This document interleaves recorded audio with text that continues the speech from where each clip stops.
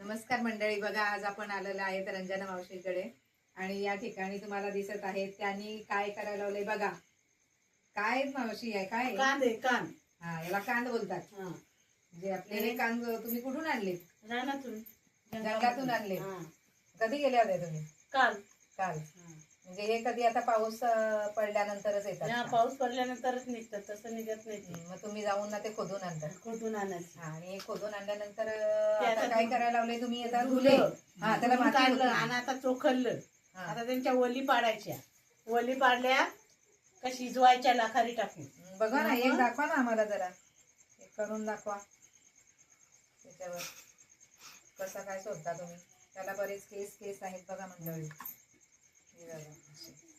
ही मुळं आहेत सगळी आणि जमिनीमध्ये असतात. मग ते काढताना त्याला माती वगैरे असते. ते मावशींनी या सगळ्या धुलेल्या आहेत आणि आता त्या कशा प्रकारे बघा वळली करतात आणि त्याचे फायदे काय ते पण आपल्याला सांगतील. त्या वली पाडून हा परत त्या शिजवायच्या राख टाकून. बरोबर. मग त्या परत सकाळी धुवायच्या. धुवून झाल्या का मग परत त्यांना मीठ टाकून परत उमवायच्या. नंतर खायच्या.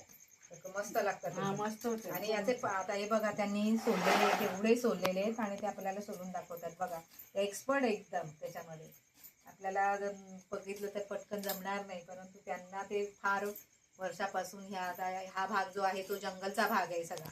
आजूबाजूला जंगल आहे आणि तिथे भरपूर मिळतात नाही का? जंगलामध्ये भरपूर मिळतात. पहिले हीच वस्तू कांदमुलीच खाऊन लोक दिवस काढायची. बरोबर. 8-8 दिवस, 15-15 दिवस याच खाऊन राहायची. बघा, प्राचीन काळामध्ये आपण म्हणतो कंदमुळं खाऊन ना लोक जंगलामध्ये जे राहायचे आदिमानव, त्यावेळेला जी कंदमुळं असायची हीच आहेत ती. अशा प्रकारची ही कंदमुळं त्या काळातली लोक करून उकडून खायची किंवा आधी तर कच्चच खायची नाही का? हो. आता आपल्याला हे सगळं उकडून वगैरे खातो आणि मग छान लागतात नाही का? छान लागतात. हा, सकाळी आता रात्री काय करणार तुम्ही? आता हे आता शिजत ठेवायच्या चुलीवर. हा, चुलीवर लाखात टाकून ठेवायच्या आणि शिजल्या ना तर मग झाकून ठेवायच्या. जाल कमी करायचा. मग सकाळी ते सकाळी परत धुवून घ्यायच्या 2 पाण्यात, परत टोपात टाकून मीठ टाकून न ठेवायच्या.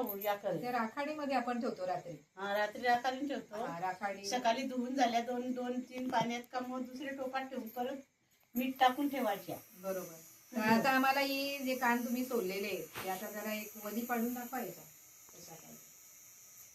बघा मंडळी, आता त्यांनी हे सोललेले एवढे कांदा आहेत आणि भरपूर एवढे आहेत.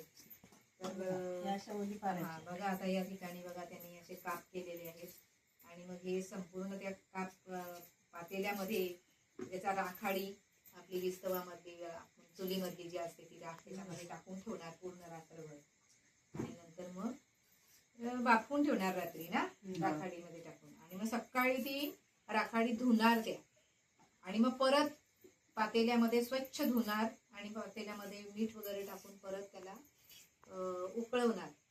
एक कड घेणार आणि नंतर मग त्या खायला खूप छान लागतात नाही का मावशी? छान लागते, खूप छान. तर अशी अनमोल गोष्ट आहे. आणि याचा काय फायदा आपल्याला शरीराला फायदा आहे ना त्याचा. काय साधारण तुम्ही जुन्या ऐकून असाल? साधारण फायदा म्हणजे आपल्याला जर जेवणच नसला या टायमावर खाल्ल्या तरी भूक जाते.